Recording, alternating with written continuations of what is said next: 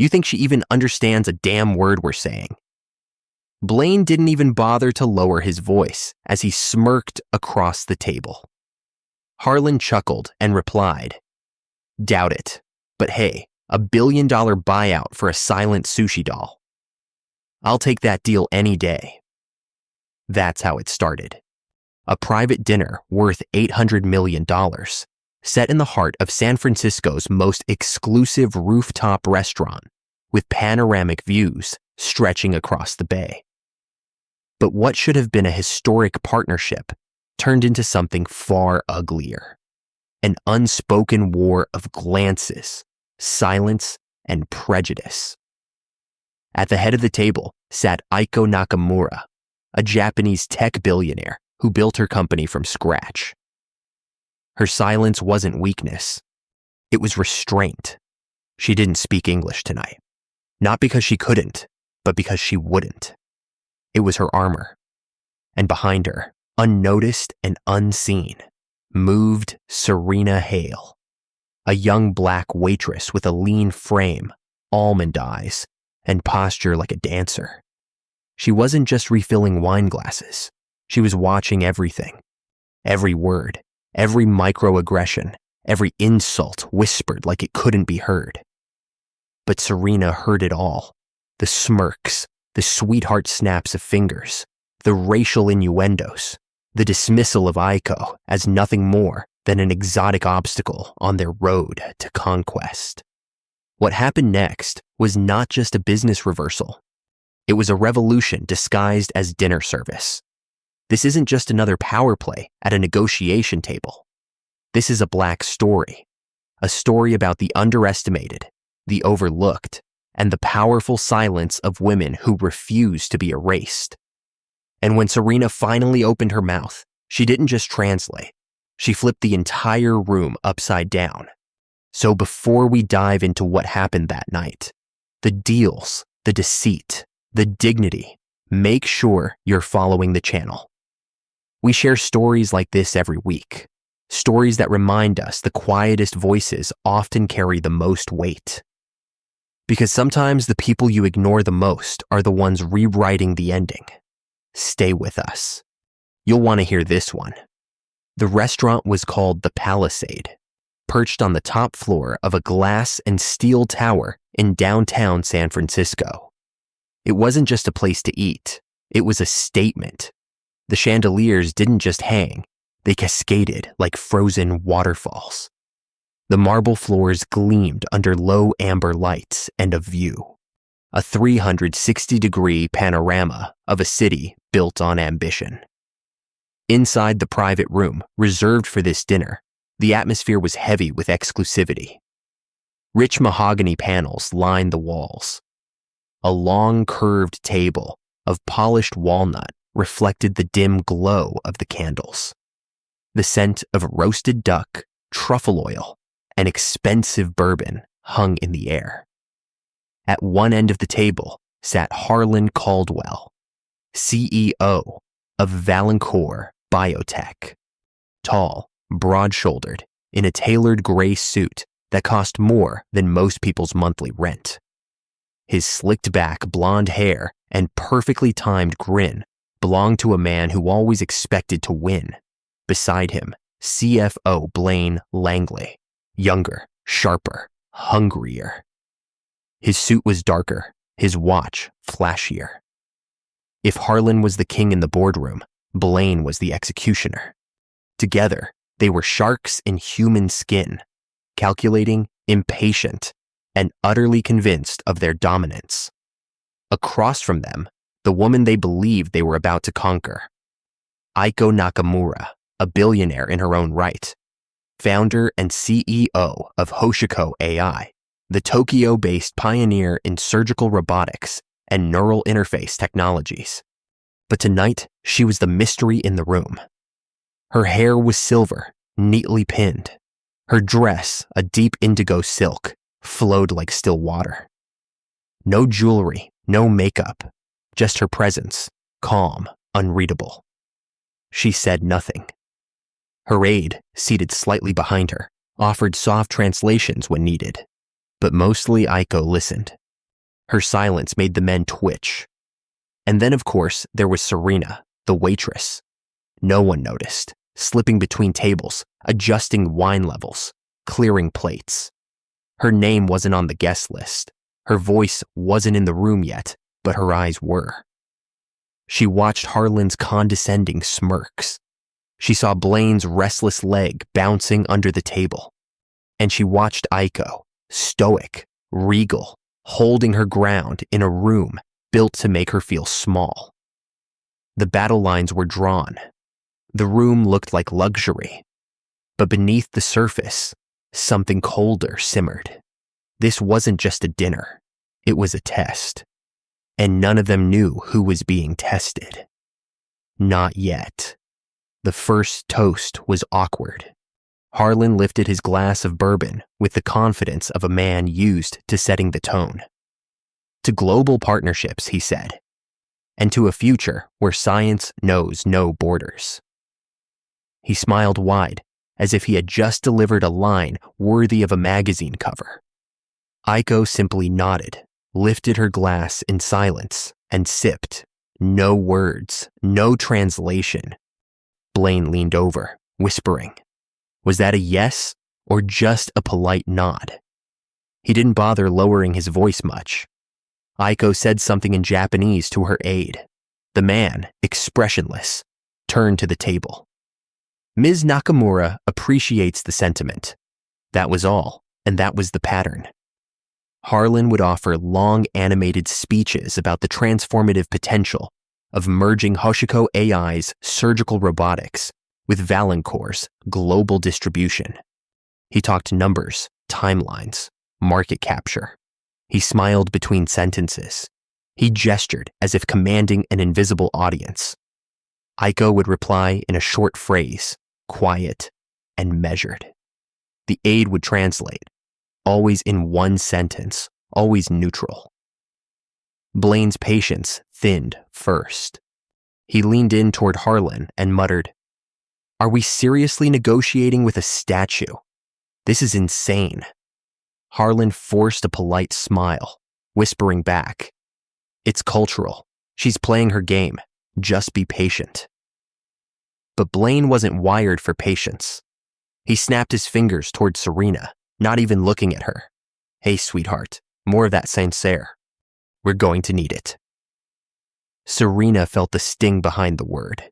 Not the request, the tone, the familiarity that wasn't earned. The way sweetheart felt more like a leash than a compliment. She poured the wine without saying a word, her hands steady, but her eyes were watching. Later, Blaine leaned back in his chair, rolling his eyes as the aide translated yet another measured response. "You know," he said loudly, "we could probably just replace her with a chatbot. Would get more interaction." Harlan chuckled. Serena saw Aiko's face, still calm, but something in her eyes shifted. A flicker, a wound being registered, then hidden again. They weren't talking to her. They were talking over her, around her, through her. They saw a language barrier, but they didn't see what that barrier said about them. To them, Aiko was a problem to solve, a figure to convert, a name on a contract. To Serena, she looked like something else entirely, a mirror, and she could feel the tension rising. The room wasn't just getting colder, it was cracking. Serena Hale had always known how to disappear. She was taught, not directly, but through years of subtle lessons. In classrooms where she was the only black girl, in stores where she was followed, not greeted, in interviews where they smiled but never called back. In this restaurant, she was invisible by design. It was part of the training. Seamless service, quiet steps, eyes down, hands quick, never speak unless spoken to. Make them feel special without ever being seen. But Serena didn't always live in the shadows. There was a time when her world was filled with color, texture, and sound. Kyoto, Japan. Her mother had been a diplomat stationed there for nearly a decade. Serena had spent her formative years walking cobbled temple paths, chasing cicadas in the summer heat, and folding paper cranes in a quiet schoolroom, with children who never once asked her why her skin was different. She learned Japanese before she learned sarcasm, before she learned to flinch at expectations, before she understood what it meant to be other. The language stayed with her, not just in memory, but in tone and instinct. She remembered the weight of the words, the cadence of respect embedded in every sentence. She remembered the bowing, not just of the body, but of intention. That world had been hers once. Then came the move back to the States. Then came the realization that being fluent in Japanese was more impressive when said by someone who didn't look like her. That her story wasn't exotic enough. That her intelligence would always be second-guessed because she didn't look like the poster child for excellence. Now at 24, Serena was juggling shifts, student loans, and silent dreams. She worked 2 jobs to afford tuition at a fine arts college in Oakland. She painted at night, sketched on train rides, and served wine with a poise that came from knowing her worth, even if no one else in the room did. But that night, something stirred in her as she watched Aiko Nakamura sit through the veiled insults and performative politeness. Serena didn't just see a quiet billionaire. She saw someone fighting the same quiet war. Someone who had power, but was still being disrespected because of her accent, her gender, her silence. And Serena knew that silence all too well. She'd worn it like armor for years. But tonight, that silence was beginning to crack. The conversation, or what little was left of it, had begun to unravel. Harlan leaned back in his chair, his fingers drumming against the table like he was waiting for someone to cue the next act. Aiko sat still, calm, composed, answering each question with a few precise words through her aide. Her silence was steady, her tone respectful, but to the men across from her, it was infuriating. Finally, Blaine exhaled loudly, threw his napkin onto the table, and leaned forward with a smirk. "We want to buy your company," he said, enunciating each word like he was talking to a toddler. "Do you understand?" Harlan laughed, not because it was funny, but because he thought he was in control. "Maybe we should bring out some flashcards," he added, his voice drenched in condescension. Serena nearly dropped the carafe in her hand. Her back was turned as she stood by the service station, pretending to check the wine list, but her ears burned. Her fingers gripped the edge of the counter. It wasn't just the mockery. It was the tone, the assumption that if someone didn't speak like them, they were somehow less. Aiko blinked once slowly. She didn't flinch. She didn't retaliate, but the air in the room changed just slightly. Blaine smirked again. "I mean, seriously, is this a business deal or a pantomime?" And then came the final insult. Quiet, but sharp. "I swear, man," he muttered to Harlan, not realizing Serena was only 5 feet away. "This is like negotiating with a bonsai tree." Harlan chuckled. Silent, decorative, probably older than it looks. Serena turned around slowly. Her heart was racing, not with fear, but with fury. She glanced at Aiko, still unreadable, still poised, but Serena saw the tiny shift in her jaw, the quiet storm behind her eyes. Then Serena felt a hand on her shoulder. It was her manager, Garrison. "Don't get involved," he whispered. "You speak only when spoken to. Do your job." She nodded, but something inside her had already broken loose. Aiko spoke in Japanese, a phrase not translated by her aide, not for the men at the table. A whisper almost to herself. Serena heard it clearly. "Is there no one here who sees me?" And just like that, Serena knew this wasn't just cultural ignorance. It was intentional. It was systemic. And she could no longer stay silent. The room had fallen into a peculiar kind of stillness. Blaine had leaned back, clearly pleased with his bonsai comment. Harlan was pouring himself another finger of bourbon, wearing the smug look of a man who thought he had just closed a deal. The aide, ever professional, sat in silence, and Aiko, she hadn't moved. But then softly, she spoke again. A sentence, just one, not for translation, not for the men. It was directed into the space between them, as if she were casting her voice into a canyon and hoping someone, anyone, might echo back. Serena heard every syllable. Watashi o honto ni miteru, hito wa koko ni inai no ka? Is there truly anyone here who sees me? The words struck Serena like a chord vibrating deep in her chest. It wasn't just the meaning. It was the ache behind it. That kind of sadness didn't come from weakness. It came from being erased in plain sight. Serena stepped back from the wall. For a second, her hands trembled. She could feel the pressure of protocol gripping her, the fear of being fired, the warning from Garrison still hot in her ear. But that one sentence, those few soft words from Aiko, made every rule she had ever followed feel unbearably small. She moved toward the table. The click of her shoes against the hardwood floor echoed in the sudden silence. Harlan glanced up, irritated. Blaine frowned. Her manager was frozen in disbelief. Serena didn't stop.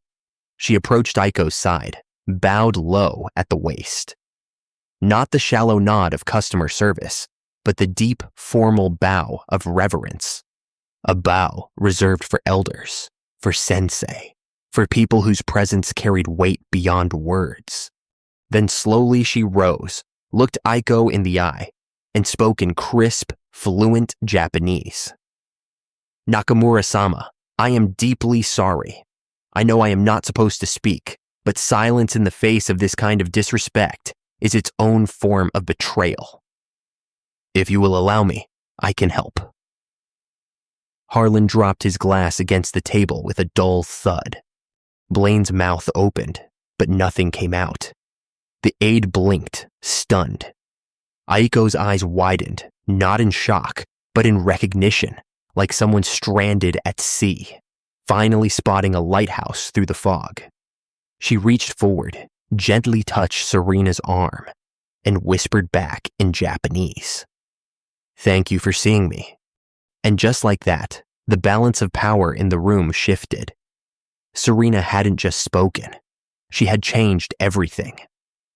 Aiko leaned back in her chair for the first time that night, her eyes never leaving Serena. She gave a subtle nod. It was not just permission. It was trust. Serena stepped forward. Her voice, steady now, filled the room like a current of clarity. Nakamura-sama has requested that I translate her statements moving forward, she said, directing her words to Harlan and Blaine. She believes it is time you understand the full weight of what's being said. Blaine laughed nervously. Sure, he said. Let's hear it. Serena turned back to Aiko. They exchanged a brief sentence in Japanese. Measured, deliberate. Then Serena turned toward the table again, her posture straight, her voice calm. She would like to begin by discussing the revised contract you brought tonight. Harlan reached into his briefcase and slid the leather folder toward Serena. It's all there, he said. Clean, straightforward, more than fair. Serena opened the folder, scanned the first few pages. Her heart rate quickened, not from fear this time, but focus. She wasn't a lawyer, but she had spent enough nights helping her mother proofread diplomatic briefs to recognize certain patterns, language that sounded generous but had sharp edges. She flipped to section 7B. Her eyes paused. This clause, she said slowly, gives Valancourt unrestricted rights to renegotiate all intellectual property licenses post-merger. That includes the surgical AI Aiko Nakamura personally developed. Harlan blinked. That's standard merger language. Serena shook her head. No, it's intentionally vague. It allows you to sell off her patents, strip the core technology without needing approval. Blaine waved his hand. It's a safeguard just in case things shift post-acquisition. Serena didn't even look at him. She continued flipping pages. Section 12, she said, her tone sharpening. This is a non-compete clause, but it's written so broadly, it wouldn't just prevent Miss Nakamura from starting a new tech firm. It would prevent her from consulting, teaching, speaking at conferences. For 10 years. She looked directly at them now. You're not just trying to buy her company, you're trying to erase her from the industry. The silence that followed was heavy. Harlan's jaw tightened. Blaine muttered something under his breath. Their confidence, their smug control, it was slipping. And Aiko, she hadn't said a word, but her face held the quiet satisfaction of a chess player watching a checkmate unfold, one move at a time. Serena had cracked the code, and now the trap was wide open. The air in the room had gone still. Tense still. Blaine fidgeted with his pen. Harlan cleared his throat, his eyes darting to the window as if the city lights could offer him an escape. But there was no getting out of this. Serena closed the contract folder slowly, her hands precise, her eyes unwavering. And then Aiko spoke this time. Her voice was soft, but carried a new kind of weight. She gave a single instruction in Japanese to her aide, who nodded without a word. From the inside pocket of his blazer, the aide produced a small, silver device. It was sleek, no bigger than a phone. He placed it gently on the table and pressed play. The first, only static. Then came Harlan's voice, sharp, unmistakable. Let's just get to the final offer. Cut out the incentive clauses. We'll absorb her execs. She'll never know the difference. Blaine's laugh followed, full of teeth. She's lost in her own little world. We feed her whatever we want. The translator does the heavy lifting. The audio was clear, damning, echoing against the expensive wood and glass of the private dining room. Serena didn't flinch. She translated the essence of what had been said. Even though the meaning was painfully obvious. They assumed she didn't understand, she said. They joked about manipulating the terms. They laughed about silencing her team. They made a plan to dismantle her legacy in front of her, banking on her silence. Blaine stood abruptly. You can't record private meetings without consent. That's illegal. Serena turned to him, cool and steady. So is fraud. Harlan stayed seated, but the color had drained from his face. He looked at Aiko, really looked at her for the first time. She wasn't small. She wasn't silent. She was a fortress. And she had just opened fire. Aiko didn't smile. She didn't need to. The recording clicked off with a final metallic beep. The silence that followed wasn't empty. It was judgment, a verdict. Serena folded her hands in front of her. Her voice was low but strong. You didn't just underestimate a woman. You underestimated the wrong woman. And you forgot that silence doesn't mean surrender. This wasn't business as usual anymore. This was war. And Aiko Nakamura had just won the first battle. The door slammed open. Serena barely had time to turn before her manager stormed in. His face flushed with fury. Garrison was usually cold, composed, the kind of man who spoke in half sentences and raised eyebrows. But not tonight. Tonight, he looked like a man seconds away from exploding. What the hell was that? He hissed, stepping past the stunned executives, ignoring Aiko completely. His voice was low but venomous. You left your station. You inserted yourself into a private meeting. You spoke to a guest. Serena stood still. She didn't speak. She didn't flinch. You're done, he snapped. You're finished here, Serena. I don't care what the excuse is. You're fired immediately. Blaine scoffed in the background. Finally. Something this place gets right. Serena clenched her jaw. Her hands stayed by her sides. But inside, her chest burned, not with regret, but with something sharper, something heavier. She had done the right thing. She knew it. And this was her reward. "Pack your things," Garrison spat. "Security will escort you out." Serena was about to reply. She wasn't sure what she would say, but she didn't get the chance.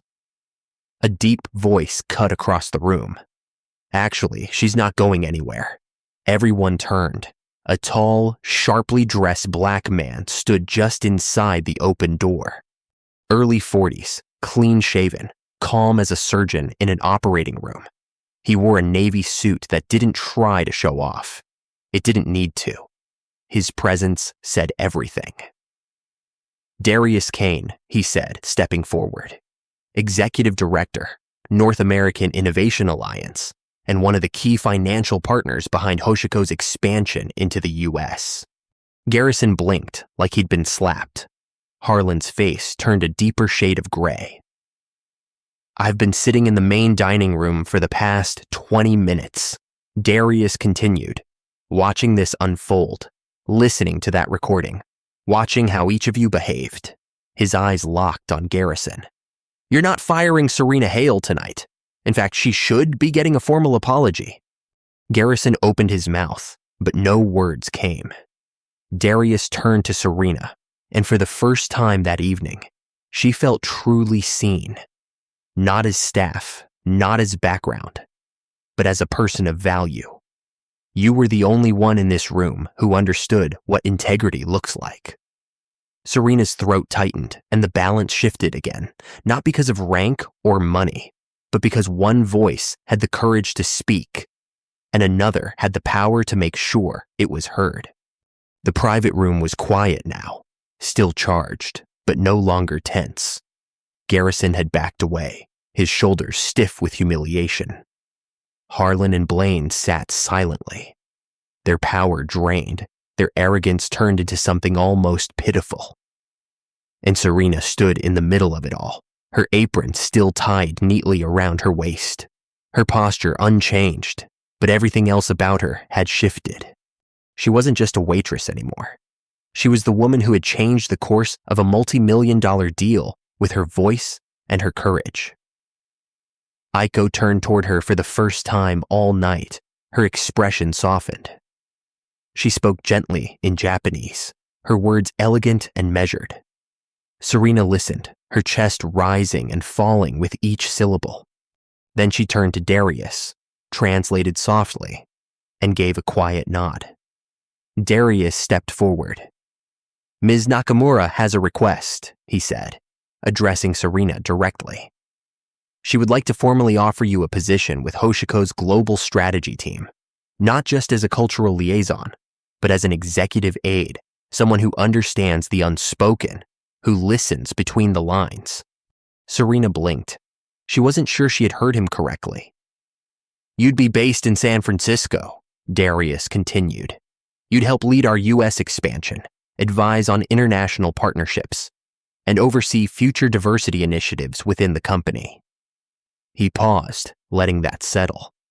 "Your tuition covered, any graduate program you choose, anywhere in the world, fully funded. You'll have housing provided near our offices, and a starting salary that reflects the value you've already proven you bring." Serena felt her breath catch. The floor beneath her feet suddenly felt foreign, like it belonged to someone else.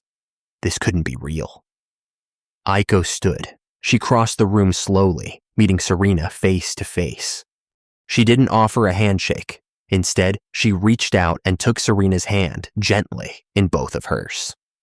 "You saw me," she said in soft, accented English when no one else did. Serena nodded, her voice caught in her throat. "I'd be honored," she finally whispered. "Truly." Aiko smiled. "Then come with us. We have work to do. Real work." And just like that, the door that had been closed her entire life wasn't just open. It had been blown off its hinges. A new future was waiting, and Serena Hale was finally walking through it. The fallout was swift and brutal. Within 48 hours, news of the failed negotiation leaked. Not from Aiko, not from Serena, but through back channels in the tech world that had a life of their own. The recording, discreetly shared with legal counsel and a few key partners, found its way into the hands of corporate oversight committees. Valancourt's board acted fast. Harlan Caldwell was asked to step down voluntarily in a closed-door meeting that lasted less than an hour. His golden parachute was shredded. His name was removed from the company website by noon. Blaine Langley resigned 2 days later, citing personal reasons. But everyone knew the truth. Investors were rattled. Stockholders demanded answers. And the press, well, the press had a field day. The story was simple but powerful. Two wealthy white executives caught on tape trying to manipulate and erase the legacy of a foreign female founder. Brought down by a black waitress who simply told the truth. Headlines didn't need much help.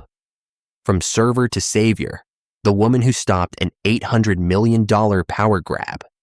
The internet called it poetic justice. Comment sections filled with praise for Serena Hale, for Aiko Nakamura, for the simple but radical act of speaking up when it mattered most. As for Harlan and Blaine, their reputations were tarnished beyond repair. Doors that had once opened automatically for them now stayed shut. Invitations to speak at conferences were quietly withdrawn. Future partnerships vanished like mist in the morning sun. They had underestimated one woman's silence and another woman's voice, and in doing so, they reminded the world of a truth they had long forgotten. Real power doesn't always wear a suit. Sometimes it wears an apron, and sometimes the people you never thought mattered are the ones who change everything. This wasn't just a story about corporate betrayal or a surprise twist in a business deal. It was a story about visibility, about dignity, about what happens when the world assumes silence means weakness, and when it dismisses people because of how they look, where they're from, or the uniform they wear. Serena Hale was never just a waitress. She was a young woman carrying years of lived experience, a deep understanding of culture, and a quiet strength most people overlooked. She saw what others refused to see. She heard what others ignored. And when the moment came, she chose not comfort, but courage. And Aiko Nakamura, she was a billionaire. Yes. But that night, she was also a woman being spoken over, underestimated, and reduced to a stereotype. Her power wasn't in her money. It was in her composure, her discipline, and her choice to wait, not for the right deal, but for the right people. Both women faced a room that tried to define them by their silence. But in the end, they redefined that room.